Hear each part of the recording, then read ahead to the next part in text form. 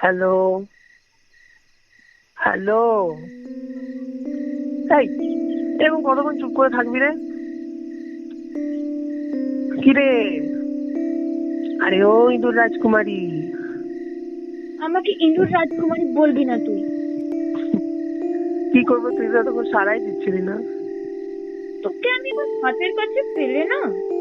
আরে বাবা ঠিক আছে, বলছি তো আমি এবারে বাড়ি যাই, তারপর তোকে নিয়েও নিকো পার্ক যাবো।